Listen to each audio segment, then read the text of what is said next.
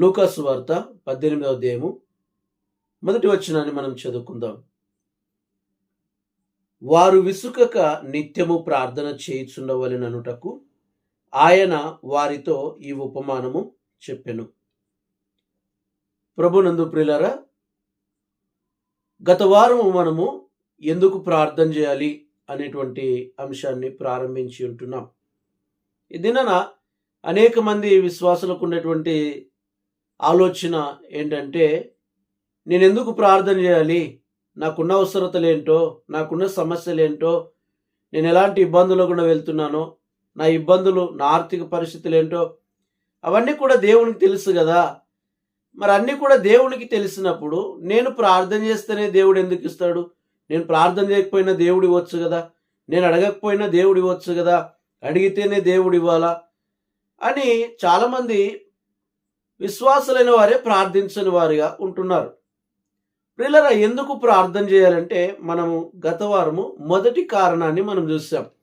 ఏంటి ఆ మొదటి కారణం అంటే, దేవుని యొక్క వాక్యం ఏం చెప్తుందంటే, ఆదికాండము 1వ అధ్యాయము 26 నుంచి 28 వచనాల ప్రకారము మనం చూసినట్లయితే దేవుని వాక్యం అక్కడ స్పష్టంగా చెప్తుంది, మనల్ని దేవుడు తన పోలికలో తన స్వరూపంలో సృజించాడు అని చెప్తుంది.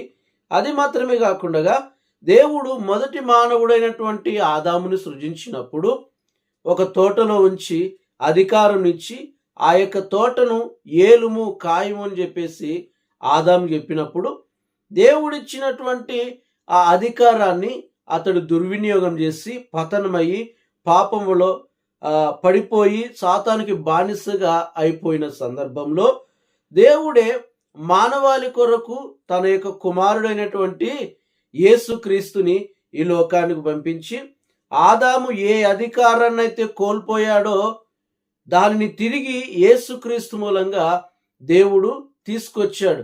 కాబట్టి ఈ దినాన మరలా ఆయన ఏం చేశారంటే, మొదట మనకు ఏ యొక్క అధికారాన్ని అయితే ఇచ్చాడో ఆ అధికారాన్ని తిరిగి మరలా యేసుక్రీస్తు ద్వారా ఆయన మనకు ఇచ్చాడు. ఈ దినాన ఆయన తండ్రి కుడి పార్శ్వమున కూర్చుండి విజ్ఞాపన చేస్తున్నాడు అని వాక్యం చెప్తుంటుంది. కాబట్టి ప్రియులారా, ఈ దినాన మనం ఎందుకు ప్రార్థన చేయాలంటే, మనము అడగకపోయినట్లయితే మన జీవితంలో, ఈ భూమి మీద మన జీవితంలో దేవుడు ఏమి కూడా చేయలేడు అనేటువంటి దాన్ని మనము గత వారం చూసాం. కాబట్టి ప్రియులారా, మనము తెలుసుకోవాల్సినటువంటి విషయం ఏంటంటే, దేవుడు ఈ భూమి మీద మనల్ని సృష్టించినప్పుడు ఈ భూమి మీద మనల్ని ఉంచాడు. కాబట్టి ఈ భూమి మీద మన జీవితంలో ఏమైనా జరగాలి అంటే అది మనం అడిగితేనే, మనం ప్రార్థన చేస్తేనే దేవుడు అనుగ్రహిస్తాడు అని వాక్యం చెప్తుంటుంది. అందుకే మత్తయి సువార్తలో మనం గమనించినట్లయితే, మీరు భూమి మీద వేటినైతే బంధిస్తారో అవి పరలోకమందు బంధించబడతాయి, మీరు భూమి మీద వేటినైతే విప్పుతారో అవి పరలోకమందును కూడా విప్పబడతాయి అని వాక్యం చెప్తుంటుంది. కాబట్టి మనము అడగకపోతే, మనము విప్పకపోతే అవి విప్పబడవు, దేవుడు విప్పలేడు. ఎందుకంటే యెషయా గ్రంథము 45వ అధ్యాయము 11వ వచనంలో చూసినట్లయితే, నా హస్తకృత్యముల గురించి, నా కార్యముల గురించి నాకు ఆజ్ఞాపించండి అని దేవుడే చెప్తుంటున్నాడు. ప్రియులారా, దేవుని వాక్యము స్పష్టంగా చెప్తుంటుంది ఏమంటే, ఆయన నాకు ఆజ్ఞాపించండి, నా కార్యముల గురించి నాకు ఆజ్ఞాపించండి అంటున్నాడు. కాబట్టి ప్రియులారా, ప్రార్థనలో దేవుడు మనతో చెప్తున్నటువంటి మాట ఏంటంటే, దేవుడు తన కార్యముల గురించి ఆయనకి ఆజ్ఞాపించమని చెప్తుంటున్నాడు. ఇది నేను కొంతమంది ఎలాగుంటున్నారంటే, అయ్యా మనం దేవునిని ఆజ్ఞాపించేంతటి వాళ్ళమా, మనము దేవునికి మనం అలా కమాండ్ చేసేంతటి వాళ్ళమా మనము అని అంటున్నారు. ప్రియులారా, దేవుని వాక్యమే చెప్తుంటుంది నాకు ఆజ్ఞాపించండి అని. కాబట్టి ప్రియులారా, దేవుని యొక్క వాక్యం ఏం చెప్తుందంటే, ఆయన నాకు ఆజ్ఞాపించండి అంటున్నాడు అవునా. కాబట్టి దేవుని అడగడంలో మనము దానిని తప్పుపట్టాల్సిన అవసరం లేదు. కాబట్టి ప్రియులారా, ఈ దినాన రెండవ కార్యం చూద్దాం. ఎందుకు ప్రార్థన చేయాలి అంటే, మొదటి కారణం వచ్చేసి, మనం అడగకపోయినట్లయితే ఈ భూమి మీద దేవుడు ఏమి కూడా చేయలేడు అనే దాన్ని చూసాం అవునా. కాబట్టి మనం అడగాలి, మనం ప్రార్థన చేయాలి. ఇది ప్రార్థన గురించినటువంటి సరైనటువంటి వైఖరిని కలిగి ఉండడం చాలా ప్రాముఖ్యం అండి. ఇది అనేక మంది ఎలాగుంటున్నారంటే గత కొన్ని సంవత్సరాలు వెనక్కి వెళ్ళినట్లయితే ఈ ప్రార్థన అనేటువంటి దాన్ని చూసినట్లయితే ఏ అవసరత వచ్చినా, ఏ సమస్య వచ్చినా, నీకు సమస్య వచ్చిందే, పరిస్థితులు బాగలేవా, వెళ్ళు గదిలో కూర్చొని మోకరించు, ప్రార్థన చేయి, మోకాలు నల్లబడేంత వరకు కూడా ప్రార్థన చేయి అనేవాళ్ళు. అలా ప్రార్థన చేసినప్పటికి జవాబు రాలేదా, వెంటనే 2 వారాలు ఉపవాసం చేయి, 4 వారాలు ఉపవాసం చేయి. ఆ తర్వాత అలా కూడా జవాబు రాకపోతే కన్నీటితో ప్రార్థన చేయి అని చెప్పుకుంటూ వచ్చారు. అవునా, కన్నీటితో ప్రార్థన చేయి అని చెప్పుకుంటూ వచ్చారు. ప్రియులరా, ప్రార్థన అంటే గోజాడమో, బతిమాలడమో, కన్నీరు గార్చడమో కాదండి. అవునా, నేను కన్నీరు గార్చడంలో నేను తప్పు పట్టట్లేదు, మోకరించడంలో తప్పు పట్టట్లేదు, ఉపవాసం ఉండి ప్రార్థన చేయడాన్ని నేను తప్పు పట్టడం లేదు. నేనేం చెప్తుంటున్నా అంటే దేవుడు మనల్ని ఎలాగ సృష్టించాడు, మనకిచ్చినటువంటి ఆధిక్యత ఏంటి, మనకి ఎలాంటి స్థాయినిచ్చాడు, దానిని గుర్తించి మనం ప్రార్థన చేయాలి అని చెప్తున్నాను. దేవుని వాక్యము స్పష్టంగా చెప్తుంది. ఆదికాండము 1వ అధ్యాయము 26వ వచనంలో దేవుడు మనలందరినీ కూడా తన పోలికలో, తన స్వరూపంలో సృష్టించాడు అని వాక్యం చెప్తుంది. అది మాత్రమే కాకుండా ఆయన పోలికలో సృష్టించడం మాత్రమే కాదండి, ఆయన మనకు ఫ్రీడమ్ ఇచ్చాడు, స్వేచ్ఛనిచ్చాడు. కాబట్టి మనల్ని దేవుని విషయంలో మనల్ని మనము గుర్తించుకోవాల్సిన విషయం ఏంటంటే, జ్ఞాపకం చేసుకోవాల్సిన విషయం ఏంటంటే, మనకి ఫ్రీడమ్ లేకుండా మనల్ని కట్టి బందీ గృహాల్లో మనల్ని ఉంచలేదు దేవుడు. అవునా, కాబట్టి మనం ఎవరు, మనకి దేవుడు ఎలాంటి ఆధిక్యతనిచ్చాడు అనేటువంటి దానిని గుర్తించడం చాలా ప్రాముఖ్యం. గమనించుదాం. రెండవదిగా ఎందుకు ప్రార్థన చేయాలి అనేటువంటి దానిని మనం గమనించినట్లయితే, ప్రార్థన అంటేనే దేవునితో కలిసి దేవుని ఉద్దేశాలను ఈ భూమి మీద నెరవేర్చుట కొరకు ప్రార్థన చేయాలి. అవునా, రెండవదిగా ఏంటంటే ప్రార్థన అంటేనే దేవునితో కలిసి దేవుని యొక్క ఉద్దేశాలను ఈ భూమి మీద నెరవేర్చుట కొరకు మనం ప్రార్థన చేయాలి. అవునా, ప్రార్థన అంటేనే అది ఒక బోర్డు మీటింగ్ లాంటిదండి, బోర్డు మీటింగ్ లాంటిది. ఎందుకంటే ఉదాహరణకి ఇప్పుడు ఒక కంపెనీని మనం తీసుకున్నట్లయితే, ఒక ఆఫీసును మనం తీసుకున్నట్లయితే, ఆ కంపెనీలో ఉన్నటువంటి ఆ ఉన్నతాధికారి ఆ కంపెనీలో పనిచేసేటువంటి వాళ్ళందరినీ కూడా ఒక గదిలో కూర్చోబెట్టి ఈ యొక్క కంపెనీని మనం ఏ విధంగా ముందుకు తీసుకెళ్ళగలం, ఏ విధంగా దీనిని మనము ఉన్నత స్థాయికి తీసుకెళ్ళాలి అని అక్కడున్నటువంటి ఆ ఉన్నత అధికారులందరితో కూడా చర్చించి దాని విషయమై ఎలాగ దానిని ముందుకు తీసుకెళ్లాలో దాని విషయమై అనేక విషయాలు చర్చించి దానిని ముందుకు తీసుకెళ్తారు. కాబట్టి అలాగే ప్రియులారా, ఇక్కడ ప్రార్థన అని చెప్పినప్పుడు ఈ భూమి అనేటువంటిది దేవుడు మనకిచ్చాడు. దేవుని యొక్క వాక్యము 115వ కీర్తన 16వ వచనంలో ఏం చెప్తుందంటే, ఆకాశములు యెహోవా వశము, భూమి ఆయన నరులకిచ్చి ఉన్నాడు అని వాక్యం చెప్తుంటుంది. కాబట్టి ప్రియులారా, ఆయన పరలోకమందున్నాడు, ఆయన పరమందుండి ఆయన అక్కడ పరిపాలన చేస్తుంటున్నాడు. ఈ భూమిని మనకిచ్చాడు, మన యొక్క స్వాధీనంలో ఈ భూమి ఉంటుంది. కాబట్టి ఈ భూమికి CEO, ఈ భూమికి మేనేజింగ్ డైరెక్టర్, ఈ భూమికి సమస్తము కూడా ఎవరంటే మనము ఈ భూమి మీద ఉంటున్నాము. ఈ భూమి మీద ఏదైనా కూడా జరగాలి అంటే మన యొక్క ప్రమేయాన్ని దేవుడు కోరుకుంటున్నాడు, మన యొక్క ఆలోచన దేవుడు కోరుకుంటున్నాడు. మనం గత వారం చూసినట్లుగానే మత్తయి సువార్తలో చెప్పబడినట్లుగానే భూమి అందు మీరు వేటినైతే బంధిస్తారో అవి పరలోకమందు బంధించబడును అని దేవుని వాక్యం చెప్తుంది. కాబట్టి ఈ భూమికి సమస్తము మనం, కాబట్టి మనం ఈ భూమి మీద ఏమైనా మన జీవితంలో జరగాలి అంటే దేవుని యొక్క ఉద్దేశాలు ఈ భూమి మీద జరగాలని దేవుడు కూడా కోరుకుంటున్నాడు. కాబట్టి మనము ఆయన తోటి భాగస్థులము, భాగస్వామ్యము కలిగినటువంటి వారిగా మనం ఉంటున్నాం. కాబట్టి ఈ భూమి మీద ఏదైనా జరగాలంటే మనందరం కూడా దేవుని యొక్క వాక్యాన్ని తీసుకొని, దేవుని యొక్క వాక్యాన్ని చదివి, దేవుని యొక్క వాక్యాన్ని విని, దేవుని యొక్క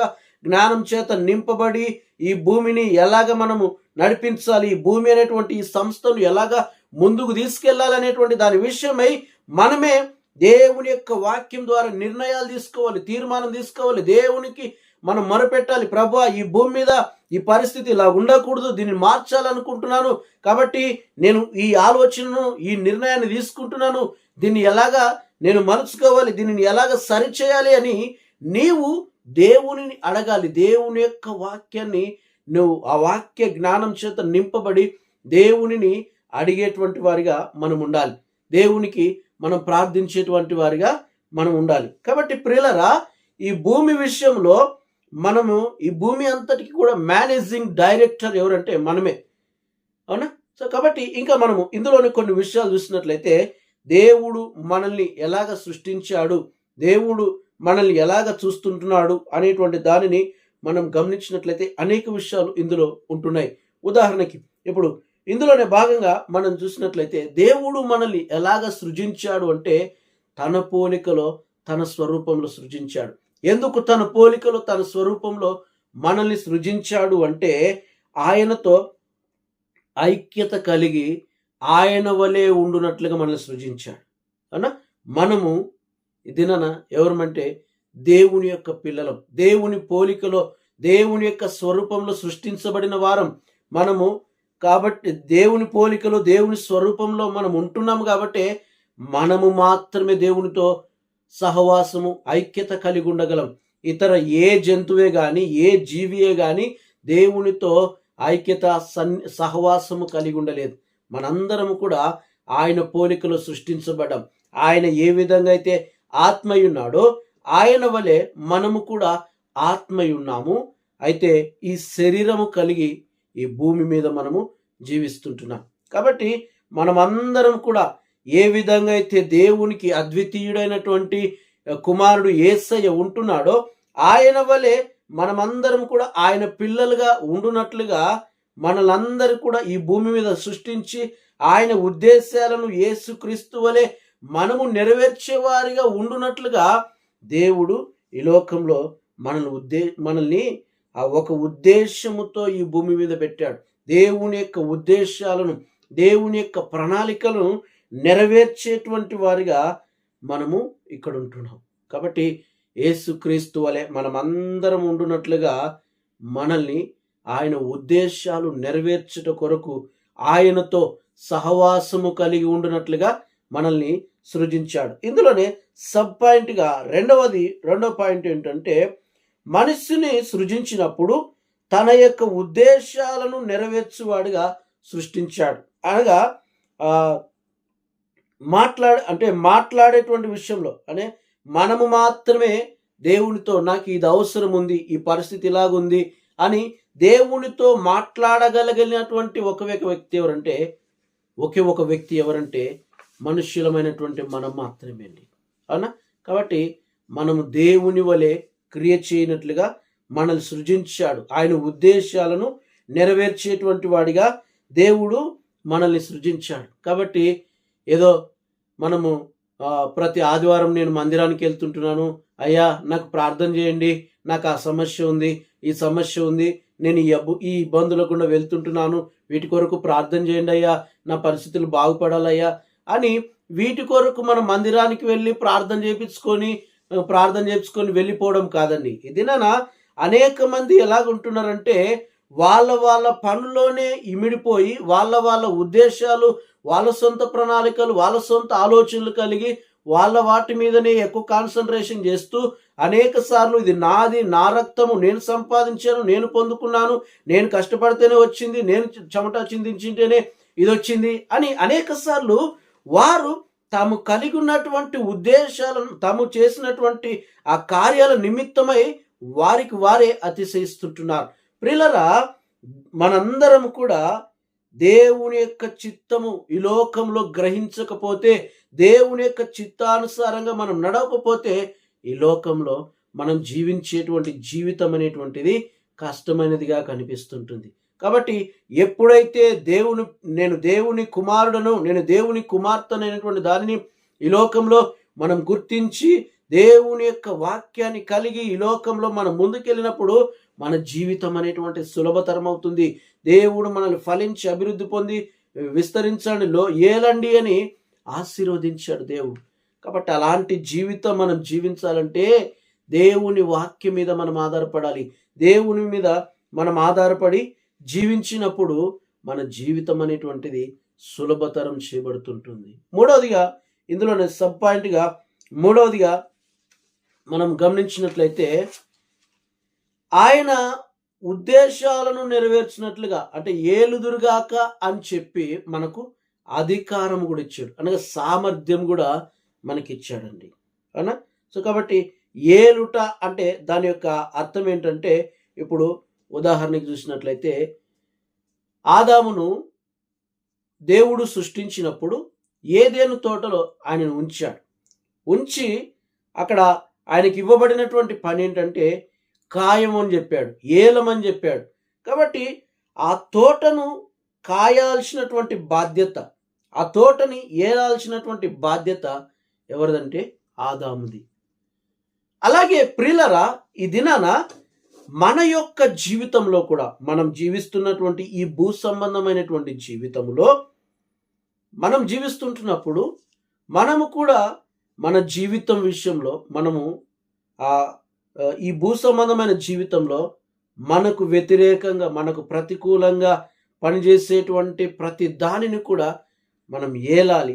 ఏది కూడా మనల్ని ఏలే విధంగా ఉండకూడదు, మనమే వాటిని ఏలే విధంగా ఉండాలి. మనకి దేవుడు అధికారం ఇచ్చాడు. కాబట్టి మనమందరం కూడా అయ్యో ప్రభువా, నన్ను సాతాను ఇలాగ ఇమిటేట్ చేస్తున్నాడు, నన్ను ఇలాగ ఇబ్బంది పెడుతుంటున్నాడు, నేను వాడిని ఎలాగ జయించాలి, నేను వాడిని ఓడించలేనేమో, వాడు నన్ను చితకదొక్కేస్తున్నాడు, వాడు అప్పులతో నన్ను నాశనం చేస్తున్నాడు, ఇవన్నీ మనం చెప్పకూడదండి.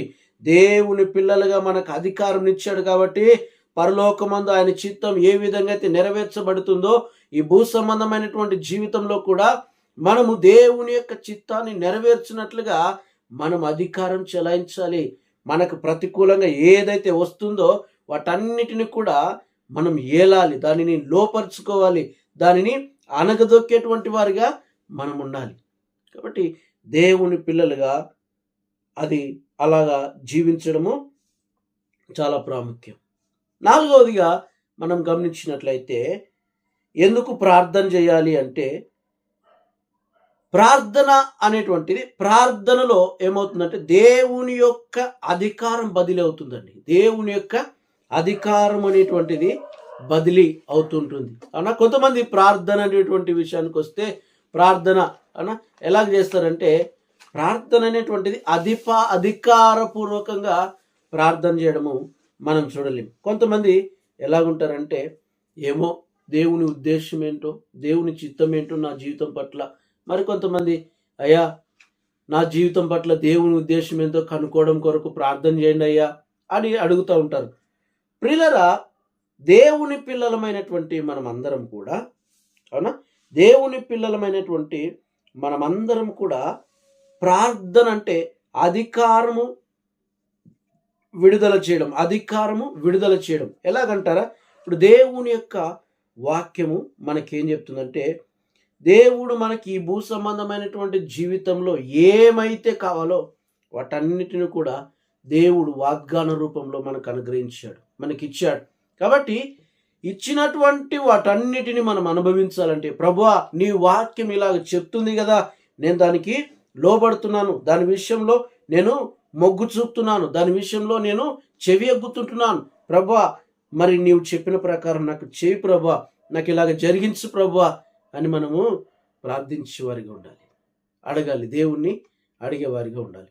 ఇక ఐదవదిగా మనం గమనించినట్లయితే, ప్రార్థన ఎందుకు చేయాలి అనేటువంటి దాంట్లోనే సబ్ పాయింట్గా ఐదవ పాయింట్ ఏంటంటే, ప్రార్థన అనేటువంటిది prayer is not optional, it is absolutely necessary. అనా ప్రార్థన అంటే అది చేస్తే చేయొచ్చు లేకుంటే లేదు అని కాదు. అనా ప్రార్థన అనేటువంటిది తప్పనిసరిగా చేయాలి. అనా ప్రార్థన అనేటువంటిది తప్పనిసరిగా చేయాలి. అనా అది చేస్తే చేయొచ్చు లేకుంటే లేదు అనడానికి లేనే లేదు. ఎందుకంటే దేవుని యొక్క వాక్యం ఏం చెప్తుందంటే, మనం ప్రార్థన చేయకపోతే మనకి ఏమి జరగదు అని వాక్యం చెప్తుంది. కాబట్టి మనం ప్రార్థన చేయాలి. మనం ప్రార్థన చేసినప్పుడు మనకు ప్రార్థనకు దేవుడు జవాబిస్తాడు. మనం ప్రార్థన చేస్తేనే దేవుడు ఏదైనా కూడా జరిగించడానికి అవకాశం ఉంటుంది. కాబట్టి మనం ప్రార్థన చేయకపోతే మన జీవితంలో ఏమీ జరగదు. అవునా? ఈ భూసంబంధమైన జీవితంలో కొంతమంది చెప్తారు కదా, లోకానుసారంగా ఒక సామెత చెప్తారు, అడగనిదే అమ్మాయిన కూడా అన్నం పెట్టదు అని చెప్తారు. అలాగే దేవుడి విషయంలో కూడా మనం అడగకపోయినట్లయితే దేవుడు ఏం చేయలేడండి. అవునా? దేవుడు ఏం చేయలేడు. కాబట్టి మనము ఈ భూ సంబంధమైనటువంటి జీవితంలో విజయాన్ని మనం చూడాలంటే, విజయవంతమైన జీవితాన్ని మనం జీవించాలంటే, విజయవంతమైన జీవితాన్ని మనము అనుభవించాలి అంటే మనం ప్రార్థించవలసినటువంటి వారమై ఉంటున్నాము. ప్రార్థన అనేటువంటిది ఆప్షన్ కాదు, చేస్తే చేయొచ్చు లేకుంటే లేదని కాదు. ఖచ్చితంగా మనము ప్రార్థన చేసేటువంటి వారిగా ఉండాలి. అవునా? తర్వాత ఆరవదిగా ప్రార్థన ఎందుకు చేయాలి అంటే, ప్రార్థన అనేటువంటిది ఒక ధైర్యాన్ని ఇస్తుందండి. అవునా? ఒక ధైర్యాన్ని ఇస్తుంటుంది. మనం ఇందాక చూసినట్లుగానే ఉదాహరణకి అబ్రహాం యొక్క జీవితంలో మనం చూసినట్లయితే దేవుడు అబ్రహాంకి ముందే చెప్పాడు.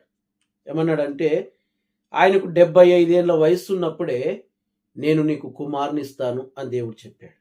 అవునా? అయితే ఆయనకు కుమారుడిని ఇవ్వడానికి ఎంత సమయం పట్టిందంటే, ఆయన కుమారుడిని పొందుకునేసరికి 25 సంవత్సరాలు, అనగా 100 సంవత్సరాల వయసు వచ్చిందండి. 75 సంవత్సరాల వయసులో దేవుడు వాగ్దానం చేస్తే ఆయన కుమారుణ్ణి పొందుకోవడానికి 100 సంవత్సరాల వయసు వచ్చేసింది. అవునా? ఆ వయసు వరకు కూడా ఆయన ఏం చేస్తారంటే, దేవుని వాక్యం విషయంలో, దేవుని విషయంలో ఆయనకున్నటువంటి ఒక ధైర్యం ఏంటంటే, దేవుడు నాకు ఇస్తాడనేటువంటి ధైర్యం, దేవుడు నాకు అనుగ్రహిస్తాడనేటువంటి ధైర్యం.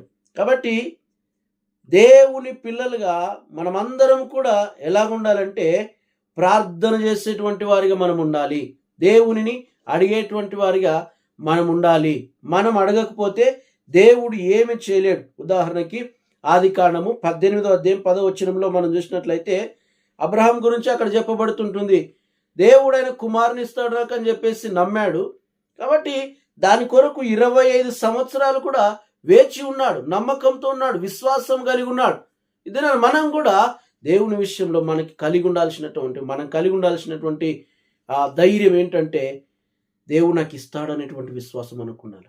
దేవుడు నా జీవితంలో కార్యం జరిగిస్తాడనేటువంటి ఓపిక, సహనము మనకు ఉండాలి. అవి ఉన్నప్పుడే దేవుని దగ్గర నుంచి మనం ఏది కావాలో అది పొందుకోగలం. కాబట్టి మనకు ప్రార్థన అనేటువంటిది ఏం చేస్తుందంటే ధైర్యాన్ని ఇస్తుంటుందండి. ప్రార్థన అనేటువంటిది మనకు ధైర్యాన్ని ఇస్తుంటుంది. కాబట్టి మనము దేవుని సన్నిధికి వచ్చినప్పుడు, మనం ప్రార్థన చేసేటప్పుడు, దేవుని దగ్గర మనము అడిగేటప్పుడు, అయ్యా నాకు ఇది లేదు, అయ్యా నాకు అది కొరత ఉంది, అయ్యా దయచేసి నాకు ఇది యేసయ్యా, యేసయ్యా నా కష్టాన్ని చూడు యేసయ్యా, యేసయ్యా నా సమస్యను చూడు యేసయ్యా, నేను ఎంత ఇబ్బందులు ఎదుర్కొంటున్నానో నీకు తెలుసు కదా యేసయ్యా అనేది కాదు ప్రార్థన అండి. అవునా? ప్రార్థన అన్నప్పుడు మనం దేవుని యొక్క పిల్లలం. నేను దుమ్ము లాంటి వాడిని కాదు, ధూళి లాంటి వాడిని కాదు. నా కొరకు యేసుక్రీస్తు కలువరి శిలువలో మరణించి, నా కొరకు రక్తాన్ని చిందించి, నన్ను కడిగి పవిత్రపరిచి, నన్ను దేవుని ఎదుట పరిశుద్ధునిగాను నీతిమంతునిగాను నిలబెట్టి ఉంటున్నాడు. కాబట్టి యేసుక్రీస్తు చిందించినటువంటి రక్త మూలంగా నాకు దేవుడు యోగ్యతనిచ్చాడు. నేను ఇప్పుడు యేసుక్రీస్తు ద్వారా దేవుని ఎదుట నిలబడినప్పుడు నా పాపములను, నా శాపములను ఇప్పుడు దేవుడు నన్ను చూడట్లేదు కానీ, పాపిగా శాపంగా నన్ను చూడట్లేదు కానీ, యేసుక్రీస్తు రక్తంలో కడగబడినటువంటి ఆయన పిల్లలుగా నన్ను చూస్తుంటున్నాడు, దేవుని బిడ్డలుగా నన్ను చూస్తుంటున్నాడు. కాబట్టి నేను ధైర్యంగా ఆయనను అడుగుతాను, ధైర్యంగా నేను దేవునికి మొరపెడతాను అనే విధంగా మన ప్రార్థన ఉండాలండి.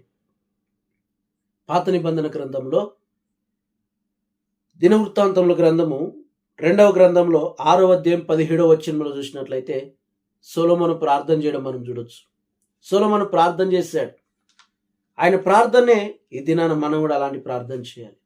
ఆయన ఎలాంటి ప్రార్థన అయితే చేశాడో అలాంటి ప్రార్థన ఈ దినాన మనం కూడా చేయాలి. ఆయన చెప్తుంటున్నాడు, ప్రభువా నా తండ్రి అయినటువంటి దావీదుతో నీవు ఏమైతే మాట ఇచ్చావో, ఏమైతే సెలవిచ్చావో దానిని నా జీవితంలో జరిగించు అని చెప్పాలి మనం. ఇది మనం కూడా చెప్పాల్సినటువంటి మాట ఏంటంటే, మనం ప్రార్థించాల్సినటువంటి ప్రార్థన ఏంటంటే, ప్రభువా యేసు క్రీస్తు మూలంగా కలువరి శిలువలో ఆయన చిందించినటువంటి రక్త మూలంగా నా నిమిత్తము ఆయనను పాపముగా శాపముగా మార్చి నాకు రావాల్సినటువంటి ఆశీర్వాదాలన్నీ కూడా యేసుక్రీస్తు మూలంగా నా కొరకు సిద్ధపరిచావు కదా ప్రభువా, అవన్నీ కూడా నేను పొందుకోవాలి అని ప్రార్థన చేయాలి. మనం అలాంటి ధైర్యంతో మనం ప్రార్థన చేయాలి. అవునా? అలాగ ప్రార్థన చేసినప్పుడు మన మనస్తత్వం మారుతుంది, మన జీవితము మారుతుంది, మన జీవిత విధానము వేరేలాగా జీవించడం మనం చూడగలం. కాబట్టి ప్రియులారా, ప్రార్థించే విషయానికి వచ్చినట్లయితే ఎందుకు మనం ప్రార్థన చేయాలంటే, మొదటిగా మనం ప్రార్థన చేయకపోతే దేవుడు ఏం చేయలేడు. రెండవదిగా ఈ భూమి మీద ఈ భూమికి యజమానిగా మనం ఉన్నాం కాబట్టి ఏదైనా భూ సంబంధమైన జీవితంలో జరగాలంటే ఆయన ఉద్దేశాలు మన జీవితంలో నెరవేర్చబడాలి. కాబట్టి మనము ప్రార్థించే వారిగా ఉండాలి. అలా ప్రార్థించినప్పుడు మన జీవితాలు దేవుడైనా మార్చగలడు. కాబట్టి ప్రార్థించే వారిగా ఉందాం. ప్రార్థనలో ప్రార్థన వీరులుగా మనం ఉందాం. అట్టి దీవెన చేరువచ్చిన మనందరికీ దేవుడు దయచేయునుగాక. ఆమేన్. ప్రార్థన చేసుకుందాం. పరిశుద్ధుడైన తండ్రి, ప్రేమ కలిగిన యేసయ్య, మీకు వందనాలు స్తోత్రాలు చెల్లిస్తూ ఈ మంచి దినాన్ని బట్టి సమయాన్ని బట్టి మీకు స్తోత్రాలు వందనాలు చెల్లిస్తున్నాం. ఈ సమయంలో మరి బోధించబడిన ఈ వాక్య వర్తమానాన్ని మా అందరి వినికిడిలో దీవించండి తండ్రి. మేమందరం కూడా తండ్రి ధైర్యంగా ప్రార్థించే వారిగా ఉండడానికి, ప్రార్థనలో వీరులుగా ఉండడానికి మాకందరు కూడా సహాయం చేయమని, మా జీవితంలో మాకు ఏర్పడిన ప్రతి పరిస్థితులను సమస్యలన్నిటిని కూడా జయించేవారిగా ఏలేవారిగా ఉండటానికి మాకందరికి కూడా మీరే సహాయం చేయమని కృప చూపించమని, కొనసాగి వాక్యం ద్వారా మమ్మల్ని బలపరచమని, ప్రార్థనలో మేమందరం కూడా వీరులుగా ఉండటానికి సహాయం చేయమని దీవించమని, రక్షకుడు విమోచకుడని యేసు నామములో ప్రార్థించి అడిగి వేడుకొంచున్నాం తండ్రి. ఆమేన్.